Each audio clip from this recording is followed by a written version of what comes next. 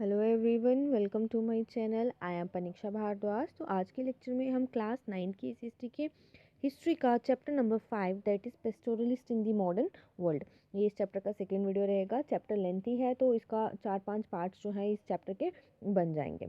तो इससे पहले जो वीडियो मैंने अपलोड करा था उसमें मैंने आपको बताया था कि जो पेस्टोरल्स हैं या नोमैडिक पेस्टोरलिस्ट जो हैं वो माउंटेनियंस एरियाज़ में किस तरीके से अपना ज़िंदगी जो है या अपनी लाइवलीहुड जो है वो गुजार रहे थे।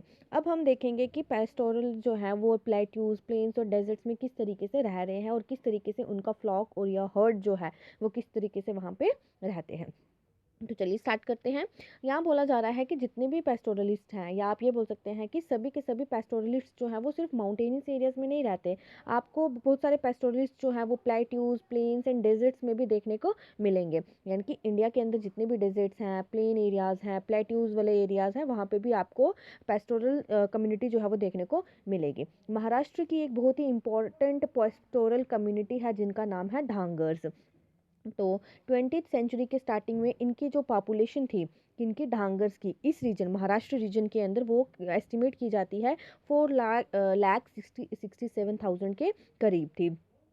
इनमें से ज़्यादातर जो थे वो शेपर्ड्स थे, सम जो थे वो ब्लैंकेट वीवर्स थे और कुछ जो थे वो बफेलो हर्डर्स थे। कहने का ये मतलब है कि ये जो ढांगर्स थे ना, इनमें से ये जो 4,67,000 ढांगर्स जो कि महाराष्ट्र के रीजन में रह रहे थे, वो उनमें से कुछ जो थे वो ये भेड़ें चराते थे, कुछ जो थे वो ओढ़ने मतलब रजाई वगैरह या ब्लैंकेट कंबल वगैरह जो थे वो बुनते थे, और कुछ जो थे वो बफेलो हर्डर्स थे। जो ढांगर शेफर्ड्स थे वो सेंट्रल प्लेट्यू ऑफ महाराष्ट्र में रहते थे और मानसून के टाइम पे ये जो महाराष्ट्र का ये जो सेंट्रल प्लेट्यू है, ये सेमी एरिड रीजन है। यहाँ पे बारिश भी बहुत कम होती है और यहाँ की सॉइल की जो फर्टिलिटी है वो भी बहुत पुअर है।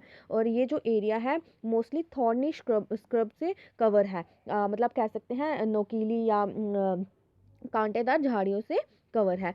Nothing but dry crops like, मतलब ज़्यादा कुछ नहीं, लेकिन जो सूखी क्रॉप्स जैसे कि बाजरा हो गया वो यहाँ पे क्या हो सकती हैं, सोन की जा सकती हैं, मतलब बोई जा सकती हैं। मानसून के टाइम पे ये जो लैंड है ये ज़्यादातर जो है वो किसके लिए यूज़ की जाती है, डांगर फ्लॉक्स के ग्रेजिंग के लिए। मतलब जो डांगर का फ्लॉक्स है या जो एनिमल्स हैं वो अपने जानवरों के साथ इस मानसून के टाइम पे इस लैंड के यहाँ पे आ जाते हैं और अपने जानवरों को यहाँ पे ग्रेज करवाते हैं। अक्टूबर तक ये ढांगर जो है ये बाजरा जो इन्होंने वहाँ पे सोन किया होता है उसको ये हार्वेस्ट कर लेते हैं और ये फिर से आगे वेस्ट की तरफ मूव करना शुरू कर देते हैं। कुछ समय चलने के बाद ये कोंकण वाले रीजन में पहुंच जाते हैं। देखिए आपको मैं ये बताऊं, ये सदर्न वाला एरिया ना आपका महाराष्ट्र जो है यहाँ पे फॉल करता है। इसके साथ वाला जो एरिया हो गया मुंबई, ठीक है, गोवा और कर्नाटका, ये वाला जो रीजन है ये कोंकण रीजन है आपका।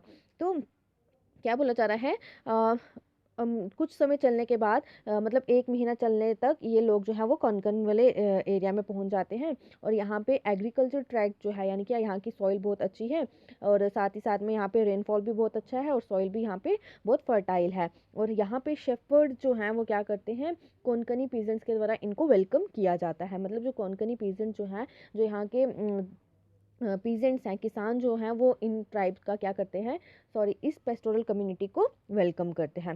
फिर खरीफ हार्वेस्ट के बाद after the kharif harvest was cut at this time, और इस समय पे खरीफ जो क्रॉप्स होती हैं उनको काटा जाता है और फील्ड्स जो है वो फर्टिलाइज्ड हो जाती हैं और उनको तैयार किया जाता है राबी हार्वेस्ट के लिए। देखिए ये आपके ज्योग्राफी के वर्ड्स है, खरीफ और राबी, ये सीजन्स होते हैं आपके जिसमें यहाँ पे ऑटम क्रॉप्स जो है वो ग्रोन की जाती हैं, हार्वेस्ट की जाती हैं ग्रोन करने के बाद, और हार्वेस्ट किया जाता है इन क्रॉप्स को सितंबर टू अक्टूबर के मंथ में। और राबी क्रॉप जो है ये स्प्रिंग सीजन में इनको ग्रोन किया जाता है और हार्वेस्ट किया जाता है मार्च के बाद। और यहाँ पे स्टबल भी देख लीजिए, स्टबल क्या होता है, lower ends of grain stocks left in the ground after harvesting. देखिए जब आप लोग ना फील्ड में से क्रॉप्स को कट कर लेते हैं ना, हार्वेस्ट कर लेते हैं, तो ऐसे डंडे स्टे ऐसे जो हैं वो आपको देखने को मिलते होंगे, ज़मीन के अंदर ही रह जाते हैं, उनको स्टबल बोला जाता है। ठीक है, अपने 9th में एक इंग्लिश का चैप्टर भी पढ़ा होगा आपने, चैप्टर का तो नाम मुझे याद नहीं है, जिसमें वो एलिफेंट द मोती गुज म्यूटिनर वो पढ़ा होगा ना, तो उनको हायर किया जाता था एलिफेंट्स को वो ज़मीन में से वो निकालने के लिए, वही स्टबल्स जो है उन्हीं को बोला जाता है। ठीक है, अब आगे देखते हैं क्या बोला जा रहा है।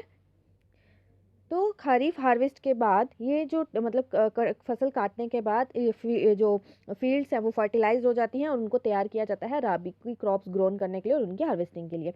डांगर फ्लॉक्स जो हैं वो क्या करते हैं, फील्ड्स को मैन्योर करते हैं और अपने जानवरों को वहाँ पे स्टबलिंग के लिए छोड़ देते हैं।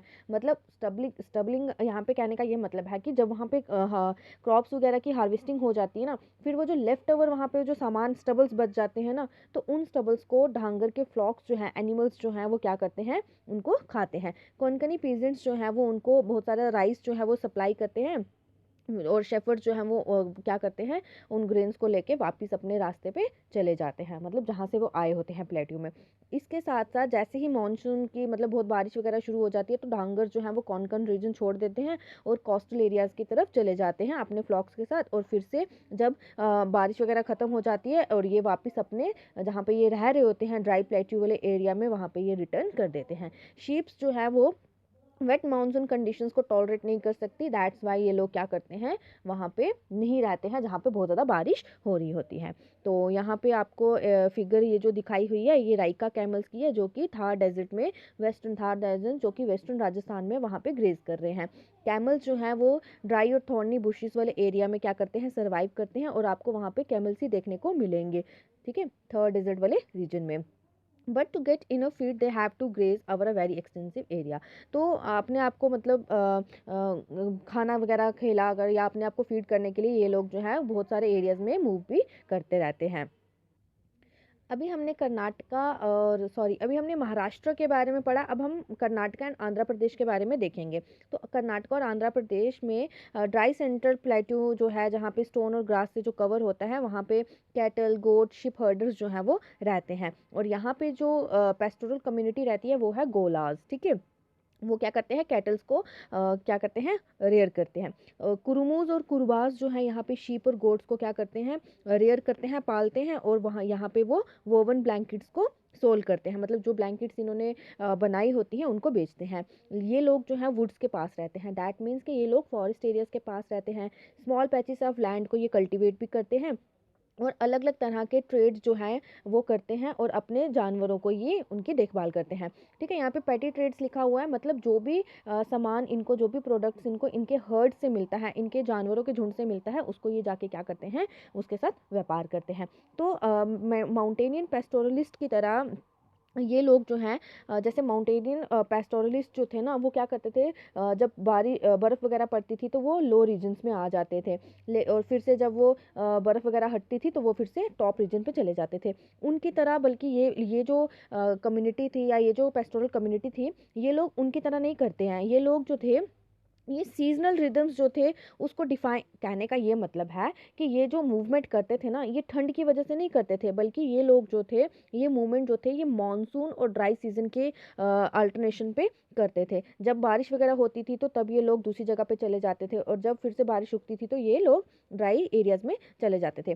तो ड्राई सीजन में ये लोग जो थे कोस्टल ट्रैक्ट्स पे आ जाते थे क्योंकि वहाँ पे बारिश वगैरह बहुत अच्छी होती थी, लेफ्ट विद द रेन्स केम, और वहाँ वहाँ से ये छोड़ के चले जाते थे, कोस्टल एरियाज को छोड़ के चले जाते थे जब वहाँ पे बारिश शुरू हो जाती थी। बेफेलोज जो थी वो swampy wait condition of the coastal areas during the monsoon months, कहने का ये मतलब है जो बेफेलोज होती हैं, भैंसें वगैरह जो होती हैं, उनको मतलब दलदल वाला एरिया हो गया, जहाँ पे पानी वगैरह हो गया, वहाँ पे अच्छा लगता है क्योंकि वो वहाँ पे पानी पे बैठी रहती हैं। लेकिन जो दूसरे जानवर होते हैं उनको ऐसी जगह, मतलब बारिश से भरा हुआ या जहाँ पे पानी हो, जहाँ पे दलदल वगैरह हो, वो उनको बिल्कुल भी पसंद नहीं है। इसलिए ये लोग क्या करते थे, ड्राई एरियाज में चले जाते थे जब बारिश आती थी।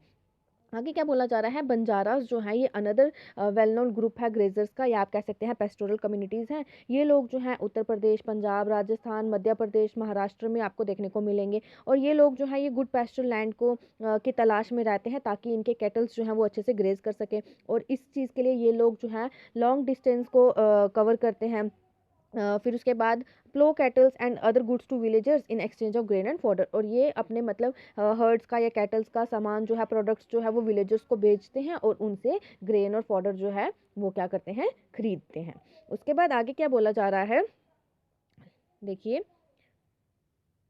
यहाँ पे आपको सोर्स बताया हुआ है कि जो अकाउंट है बहुत सारे ट्रैवलर्स का, मतलब जो लोग यहाँ पे आए थे ट्रैवल करके इंडिया में, उन्होंने पेस्टोरल ग्रुप्स की लाइफ को के बारे में देखा, उनको देखा। अर्ली 19th सेंचुरी में बुचान जो थे उन्होंने गोलाज को विजिट किया और उनके मतलब वो मैसूर से उन्होंने ट्रैवल किया था और उन्होंने गोलाज को विज़िट किया और उन्होंने लिखा कि गोलाज जो हैं ये इनकी जो फैमिलीज़ है वो छोटे छोटे विलेजेस में रहते हैं फॉरेस्ट एरियाज़ के पास में, और ये लोग जो हैं छोटी छोटी लैंड्स पे कल्टीवेशन भी करती हैं और कुछ कैटल्स को इन्होंने रखा होता है और उनका सामान जो है वो एज अ डेयरी जो है वो मार्केट में जाके सेल करते हैं। इनकी फैमिलीज़ जो हैं अलग अलग फैमिलीज़ यहाँ पे रहती हैं और हर एक फैमिली में 7 से 8 लोग जो हैं वो देखने को मिलते हैं। उसके बाद 2 या 3 जो हैं वो क्या करते हैं, फ्लॉक्स को मतलब जंगलों में लेके जाते हैं ताकि वो उनको वहाँ पे चरवा सकें।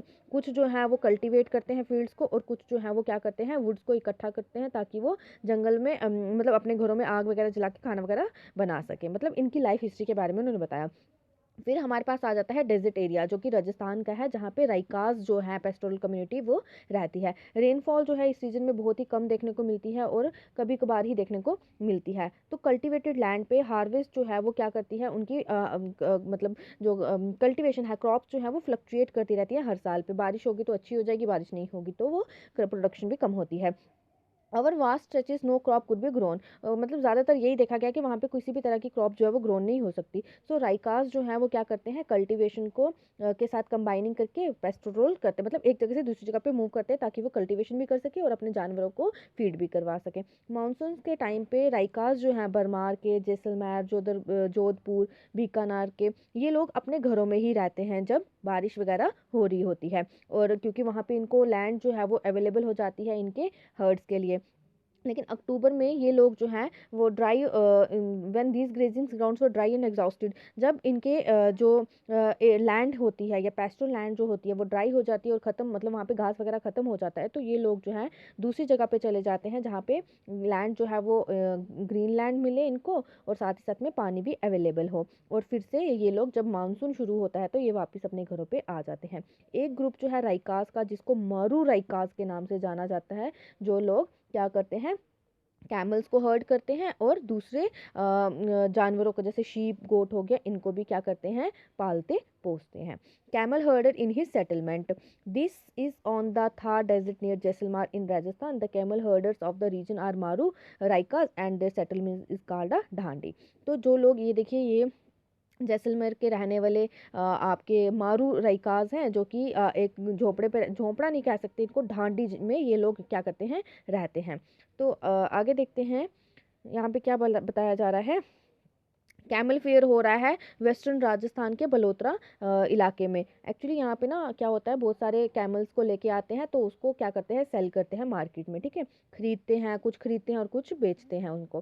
सो क्या बोला जा रहा है, so we see that the life of these pastoral groups was sustained by a careful consideration of a host of factors.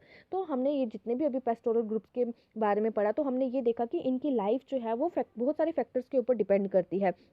They had to जज how longs the hertz could stay in one area. इनको ये भी judgement देखनी पड़ती है कि कितने time तक इनका जो एनिमल का जो ग्रुप है या झुंड जो है वो एक एरिया पे रुक सकता है, और कब इनको जो है वो दूसरी लैंड के लिए या दूसरे पैस्चर या वाटर के लिए क्या करना है, आगे बढ़ना है। और ये लोग जो है ये टाइमिंग को कैलकुलेट कर लेते हैं अपनी मूवमेंट्स की, मतलब कब हमने जाना है, कब यहाँ से ये लैंड ख़त्म हो जाएगी, कब हमने दूसरी जगह पे जाना है। और ये लोग जो हैं वो क्या करते हैं, डिफरेंट डिफरेंट टेरिटरीज में मूव करते हैं। They had to set up a relationship with the farmers on the way. जब ये लोग एक जगह से दूसरी जगह पे मूव कर रहे होते हैं ना, तो ये लोग जो हैं, ये जो पेस्टोरल कम्युनिटी जो है ये फार्मर्स के साथ रिलेशनशिप बना लेती है। रिलेशनशिप किस तरह का बना लेती है, यानी कि उनको कुछ सामान दे के उनसे कुछ खरीद लेती है और इस तरह से ये उनके साथ रिलेशन बना लेती हैं, सो दैट कि इनका जो हर्ड है could graze in harvested fields and manure the soil. तो साथ ही साथ में मतलब इनके जो हर्ड्स हैं वो क्या कर सके, फील्ड्स में हार्वेस्ट कर सके, हार्वेस्टेड फील्ड्स में ग्रेज कर सके और साथ ही साथ में सॉइल को मैन्योर कर सके, खाद वगैरह प्रोवाइड कर सके। They combined a range of different activities, अलग अलग तरह की एक्टिविटीज़ भी ये परफॉर्म करते हैं, जैसे कल्टिवेशन, ट्रेड, हर्डिंग, ताकि ये अपनी रोज़गाना की ज़िंदगी जो है वो मतलब अच्छे से बना सके। अब आगे जो आपका आ जाएगा वो आएगा कि किस तरह से पेस्टोरलिस्ट की जो लाइफ है वो कॉलोनियल रूल के अंडर चेंज हो गई, वो हम आगे नेक्स्ट जो आपका सेकंड टॉपिक आएगा उसमें हम देखेंगे। तो ये अलग अलग तरह से यहाँ पे ये ट्राइब्स वगैरह बताई हुई हैं। ये मारू राइकाज है, जियोनलिस्ट विद अ ग्रुप ऑफ राइकाज। जो जियोनलिस्ट हैं वो क्या करते हैं, एक कम्युनिटी की हिस्ट्री को रिकाउंट करते हैं, मतलब उनको पढ़ते हैं। तो कुछ ओरल ट्रेडिशन जो हैं वो हमें पेस्टोरलिस्ट ग्रुप्स की आइडेंटिटी के बारे में बताते हैं। और ये ओरल ट्रेडिशन जो है ये हमें मतलब उनके पास्ट के बारे में बताते हैं कि उनके दादा परदादा जो थे वो किस तरह से रह रहे थे। ये हैं आपके। फिर ये मालधारी हर्डर्स जो हैं जो कि पैस्टर्स की तलाश में मूव कर रहे हैं, और ये लोग जो हैं ये रन ऑफ कच्छ जो कि आपका गुजरात वाला जो रीजन है उनका, ये उनके विलेजेस हैं। ठीक है। फिर उसके बाद ये आपका सेकंड टॉपिक आ जाएगा colonial rule and pastoral life. ये हम नेक्स्ट वीडियो में देखेंगे। यहाँ तक आपको कोई डाउट या किसी को कुछ ना समझ आया तो मुझे पूछ सकता है, और वीडियो अच्छा लगा हो तो लाइक करिएगा, दोस्तों के साथ शेयर करिएगा, एंड चैनल को सब्सक्राइब करना ना भूलिएगा। Thank you and have a good day.